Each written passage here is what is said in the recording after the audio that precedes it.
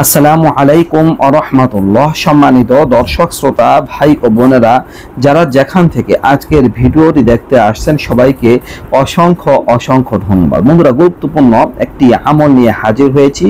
আমলটা আপনাদের সাথে কোরআনে কারিম থেকে শেয়ার করব।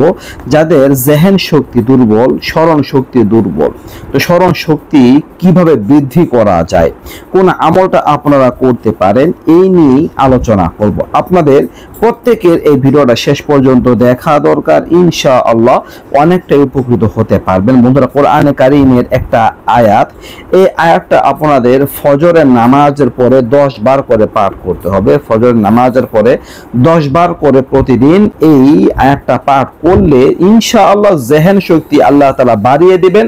আপনাদের ব্রেন বৃদ্ধি পাবে, জেহেন অনেক প্রখর হবে। বন্ধুরা, কোরআনে কারিমের সূরা আম্বিয়ার 79 নম্বর আয়াত, ফাফাহামনাহা সুলাইমান ওয়া কুল্লান আতাইনা হুকমান ওয়া ইলমা ওয়া সাখখারনা মা'a দাউদাল জিবালা ইউসাব্বিহনা ওয়াত তায়র ওয়া কুন্না ফাইলিন।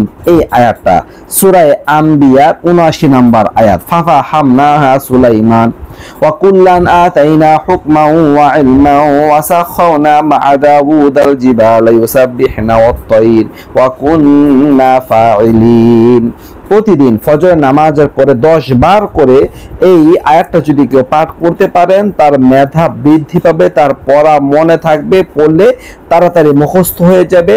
আপনার পড়াশোনার জীবনে এই আমলটা করে অনেক উপকার লাভ করতে পারবেন। আর এমনিতেও কেউ যদি এই আয়াতটা পড়েন, তার সবকিছু মনে থাকবে ইনশাআল্লাহ। তো এই ছিল আলোচনা, আশা করি বুঝতে পারছেন। নতুন নতুন আরো ভিডিও পেতে সবাই পাশেই থাকবেন। এই পর্যন্তই। আসসালামু আলাইকুম ওয়া রাহমাতুল্লাহ।